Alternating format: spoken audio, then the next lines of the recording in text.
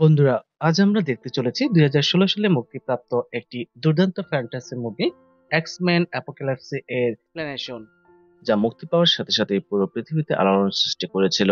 তাহলে চলুন কথা না বাড়িয়ে মুভির কাহিনীটি শুরু করা যাক। অনেক অনেক বছর আগে প্রাচীন মিশরে কায়রো শহরে শাসন করত এক ভয়ঙ্কর রাজা ইনসাপনুর। মানুষ তাকে অ্যাপোক্যালিপসিস নামেও চিনত। সে ছিল একজন মিউট্যান্ট। মূলত মিউট্যান্ট হচ্ছে এমন একজন মানুষ যারা সাধারণ মানুষের মতো জন্ম নিলেও তাদের শরীর থাকে বিশেষ একটি জিন। আর যখন এই জিন সক্রিয় হয় তখনই তাদের অসাধারণ ক্ষমতা প্রকাশ পেতে শুরু করে। তার ছিল চারজন হর্সম্যান যারা তাকে সকল বিপদ থেকে রক্ষা করত। ধীরে ধীরে ইনসাপনুর বৃদ্ধ হয়ে যায়, তাই এখন তার নতুন শরীরের প্রয়োজন। অর্থাৎ সে অমর হয়ে থাকার জন্য বারবার তার আত্মা এক নতুন মিউট্যান্টের দেহে স্থানান্তর করত, যেন সে চিরজীবী থাকতে পারে। এভাবেই সে তার শক্তির বৃদ্ধি করে। এবার সে যে মিউট্যান্টের দেহ নিতে চাচ্ছিল তা ছিল হিলিং পাওয়ার, মানে তার গায়ে যতই আঘাত লাগতো সেটা মুহূর্তেই ভালো হয়ে যেত। তো এই প্রক্রিয়ায় তাকে সাহায্য করত চারজন হর্সম্যান, যাদের সে অনেক বিশ্বাস করত। কিন্তু তার শাসক কিছু মিশরীয় পছন্দ করত না, তাই তারা ইনসাফনুরকে থামানোর কৌশল করে। যখন আত্মা স্থানান্তরের প্রক্রিয়া শুরু হয় তখন সেই বিদ্রোহী গোষ্ঠীর প্রক্রিয়া ব্যর্থ করতে এক বিশাল আকারের পাথর ফেলে দেয়। এতে সবকিছু ধ্বংস হতে শুরু করে। আত্মা স্থানান্তর প্রক্রিয়া ব্যাঘাত ঘটে। তখনই চারজন হর্সম্যান এগিয়ে আসে, ইনসাফনুরকে বাঁচানোর চেষ্টা করে, কিন্তু তারা পারে না।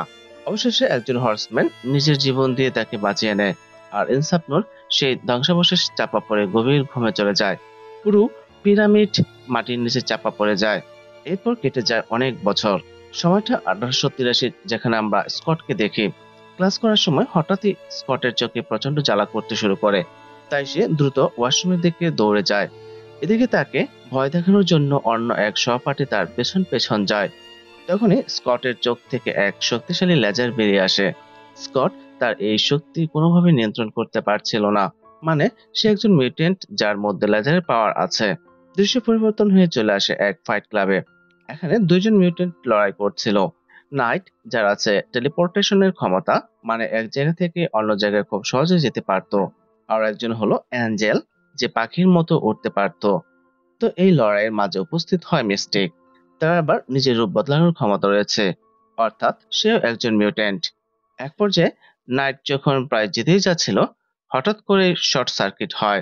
লোকজন এদিক সেদিক ছুটোছুটি করে। এঞ্জেল পালিয়ে যায় কিন্তু নাইট পালাতে পারে না। তাই মিস্টিক তাকে সাহায্য করে সেই ফাইট ক্লাব থেকে বের হতে। এখানে আমরা জানতে পারি আসলে নাইটের মাঝে টেলিপোর্টেশন ক্ষমতা থাকলেও সে ভয় পেলে এই টেলিপোর্টেশন ক্ষমতা ব্যবহার করতে পারে না। এরপর গল্প চলে আসে অন্য এক মিউট্যান্ট এরিকের কাছে। তার মাঝে আয়রনের পাওয়ার আছে, কিন্তু সে আসলে এক সাধারণ জীবন চায়। তাই তো সে তার পরিবার নিয়ে পোল্যান্ডে চলে এসেছে, যেখানে কেউ তাকে চিনবে না আর না জানবে সে একজন মিউট্যান্ট। কিন্তু একদিন সে যখন লোহা তৈরির কারখানায় কাজ করছিল, তখন এক দুর্ঘটনায় সে তার পাওয়ার ব্যবহার করে এক সহকর্মীকে বাঁচিয়েছিল, যা উপস্থিত সকলে দেখে ফেলে। এবার সেভাবে হয়তো সে বিপদে পড়তে পারে, তাই বাসায় ফিরে তার স্ত্রীকে সব খুলে বলে। এবার তারা সিদ্ধান্ত নেয় এই শহর ছেড়ে চলে যাওয়ার। কিন্তু কারখানার শ্রমিকরা ততক্ষণে পুলিশকে সব জানিয়ে দেয়, আর একদম সঠিক সময়ে পুলিশ তাদের ধরে ফেলে। নিজের মেয়েকে বাঁচাতে এরিক সততা তাদের সামনে তুলে ধরে। তারা তাকে গ্রেপ্তার করে, কিন্তু এরিকের মেয়েও ছিল একজন মিউট্যান্ট।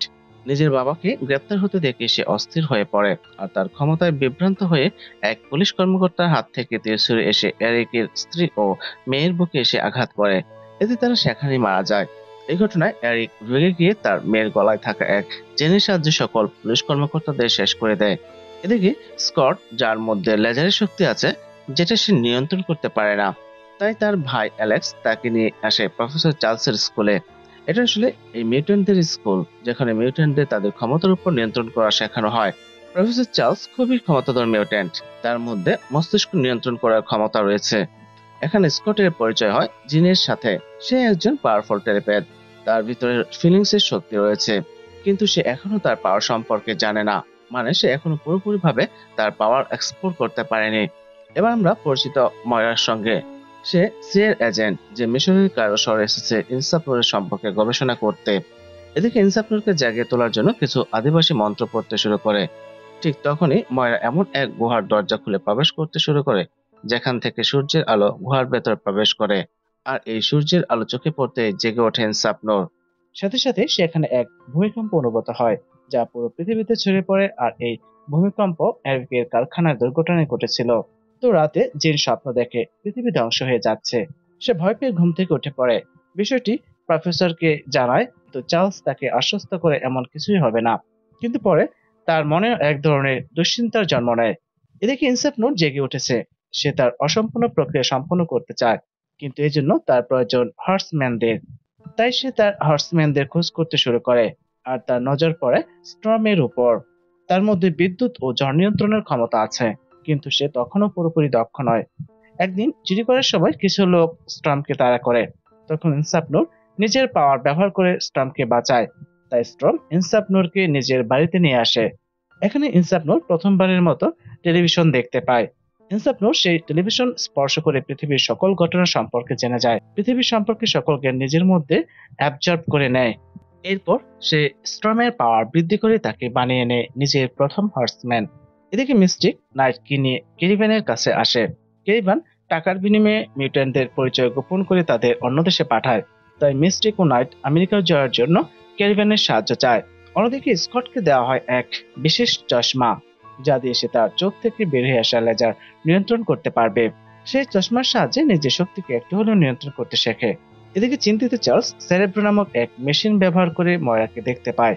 তাই সে পুরো বিষয়টি বোঝার জন্য ময়রার সাথে দেখা করে। প্রথমে ময়রা তাকে কিছু বলতে চায় না, কিন্তু পরে সে ইনসাপনুরকে জেগে ওঠার ঘটনাটি জানায়। চার্লস বুঝতে পারে সামনে খুবই বিপজ্জনক পরিস্থিতি সৃষ্টি হতে পারে। এবার অ্যাপোক্লিপ চলে আসে কেলিবানের কাছে। তার কাছে অন্যান্য মিউট্যান্টদের সম্পর্কে জানতে চায়, কিন্তু কেলিবান কিছু জানতে অস্বীকার করে। ইনসাপনুর কেলিবানকে কিছু করার আগে সাইলক তাকে বাধা দেয়। সাইলক মার্শাল আর্টে পারদর্শী এবং নিজের শক্তি দিয়ে ধারালো এনার্জির মতো বেড তৈরি করতে পারে। তাই ইনসাপনুর তারও শক্তি বৃদ্ধি করে তাকে তার দ্বিতীয় হর্সম্যান বানিয়ে নেয়। এবার তারা চলে আসে অ্যাঞ্জেলের কাছে, যে আন্ডারগ্রাউন্ড ফাইট ক্লাবে ফাইট করত।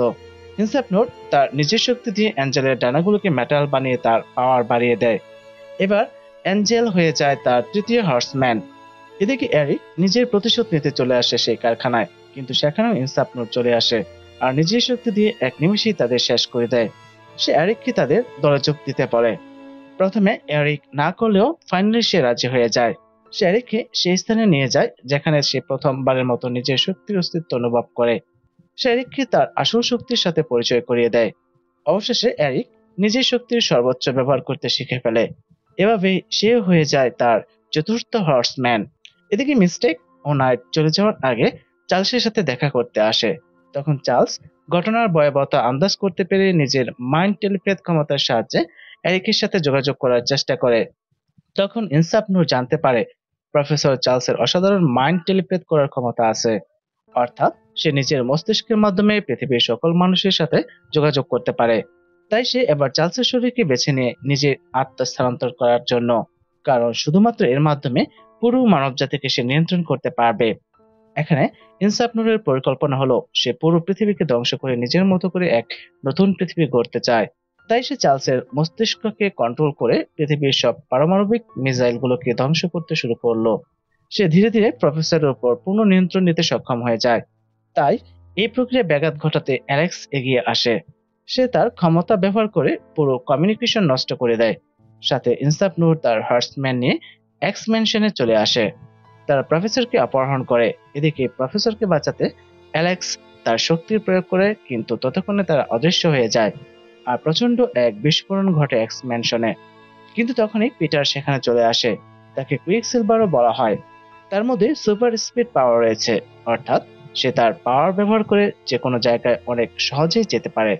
এবার সে তার পাওয়ার ব্যবহার করে একে একে সবাইকে সেই বিস্ফোরণের হাত থেকে বাঁচিয়ে নেয়, কিন্তু অ্যালেক্স সেই বিস্ফোরণেই মারা যায়।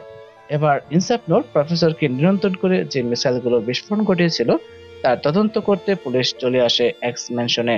তারা সেখানে হামলা করে মিটার, ময়না ও হ্যাংককে ধরে নিয়ে যায় গোপন জিজ্ঞাসাবাদের জন্য, কারণ তারা ভেবেছিল এত বড় হামলার পেছনে হয়তো কোনো শক্তিশালী মিউট্যান্টের হাত রয়েছে।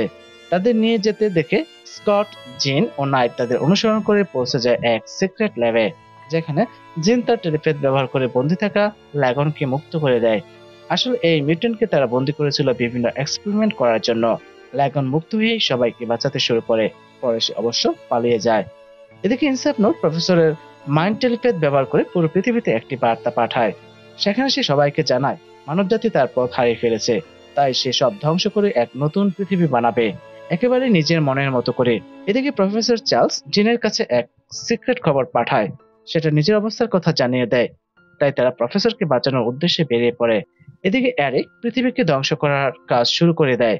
সে এক বিশাল ম্যাগনেটিক ফিল্ড তৈরি করে, যার ফলে পুরো পৃথিবীতে শুরু হয়ে যায় এক বিশাল ধ্বংসলীলা। অপরদিকে ইনসাফনোর তার আত্মা স্থানান্তর করার প্রক্রিয়া শুরু করে দেয়। গল্পের এই অংশে আমরা সকল মিউট্যান্টদের তার আসল চরিত্র দেখতে পাবো, তাই কনফিউশন দূর করার জন্য আমি সংক্ষেপে তাদের পরিচয় তুলে ধরছি। মিস্টিক, যাকে আমরা প্রথমে নাইট ক্লাবে দেখেছি, তার রূপ বদলানোর ক্ষমতা আছে। স্কট, যার চোখ থেকে প্রচন্ড শক্তিশালী লেজার বের হয়। পিটার, যাকে আমরা কুইক সিলভার বলেছি, যার মধ্যে দ্রুত চলার গতি রয়েছে। হ্যাঙ্ক, যে বৃষ্টির মতো দেখতে, সে অনেক শক্তিশালী এবং প্রফেসরের সহকারী। জিন, যার মধ্যে ফিলিংসের শক্তি আছে, আসলে সে ভয়ঙ্কর শক্তির অধিকারী, কিন্তু সে এখনো তার পাওয়ার ব্যবহার করতে শেখেনি। আর নাইট, টেলিপোর্টেশনের ক্ষমতা আছে। সবাই প্রফেসরকে বাঁচানোর জন্য পৌঁছে যায় সেই পিরামিডের কাছে, যেখানে আত্মার স্থানান্তর প্রক্রিয়া চলছিল। মিস্টিক ও পিটার এবার এরিকের কাছে চলে আসে। তারা তার সাথে কথা বলতে শুরু করে। পিটার শত চেষ্টা করো এরিককে তৈরি সেই ম্যাগনেটিক ফিল্ড ভাঙতে পারছিল না। আর মিস্টিক এরিককে বোঝানোর চেষ্টা করে, কিন্তু এরিক নিজের কাজ করে যেতে থাকে।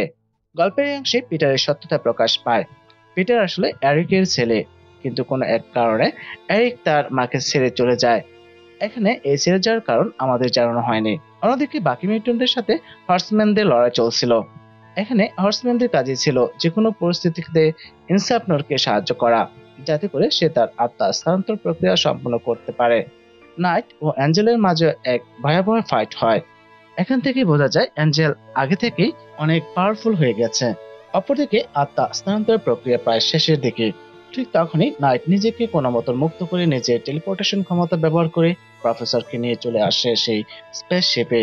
এখানে প্রফেসর মাথার চুল সেই প্রক্রিয়া চলাকালে পড়ে যায়। দুই দলের মধ্যে এক অসাধারণ ফাইট চলতে থাকে। তখনই নাইট একে একে সবাইকে টেলিপোর্ট করে নিয়ে আসে সেই স্পেস শিপে। আর তাদের চলে যেতে দেখে অ্যাঞ্জেল নিজের লোহার ডানা ব্যবহার করে নিজেকে মুক্ত করে সাইলককে নিয়ে তাদের উপর আবার আক্রমণ করে, যেটা দেখে নাইট তাদেরকে নিয়ে টেলিপোর্ট করে বেরিয়ে যায় আর সাইলকও বিমান থেকে লাফ দেয়। কিন্তু অ্যাঞ্জেল সেই শিপের সাথে ধ্বংস হয়ে যায়। এতক্ষণে ইনসাফনারও জেগে ওঠে, সে বাইরে বেরিয়ে আসে। তখন পিটার তার পাওয়ার ব্যবহার করে আক্রমণ করতে শুরু করে, যা ছিল এই সিনেমার দুর্দান্ত একটা সিন। এবার অ্যাপোক্লিপস ও নিজের পাওয়ার ব্যবহার করে পাল্টা আক্রমণ করে। কিছুক্ষণের মধ্যে সে মিস্টিককেও হারিয়ে দেয়। এই অবস্থা দেখে চার্লস তাড়াতাড়ি টেলিপ্যাথ ক্ষমতার মাধ্যমে লড়াই করতে শুরু করে, মানে সামনাসামনি লড়াই না করে মস্তিষ্কে মস্তিষ্কে লড়াই শুরু করে দেয়। কিন্তু এখানে ইনসাফনুর তাকে হারিয়ে দেয়। তাই প্রফেসর জিনকে তার ক্ষমতা ব্যবহার করতে বলে। এদিকে এরিক তার মতো পরিবর্তন করে ইনসাফনুরের উপর আক্রমণ করে। একে একে সবাই ইনসাফনুরের উপর আক্রমণ করতে থাকে, আর সে একাই তাদের প্রতিহত করতে থাকে। তবে কেউ তার সাথে পেরে উঠছিল না। সবশেষে জিন তার সব ভয় কাটিয়ে নিজের ডার্ক ফিনিক্সের পাওয়ার ব্যবহার করে। আর সেই শক্তি এতটাই শক্তিশালী ছিল যে ইনসাফনুর তার সহ্য করতে না পেরে সেখানেই ধ্বংস হয়ে যায়। এরপর সবকিছু শান্ত হয়ে আসে। সবশেষে জিন ও এরিক মিলে সেই স্কুল আবারও পুনর্গঠন করতে শুরু করে। আর এখানেই মুভিটি শেষ হয়। তো বন্ধুরা, কেমন লাগলো আজকের মুভি এক্সপ্লেনেশন? কমেন্টে জানাতে ভুলবে না। ধন্যবাদ সবাইকে।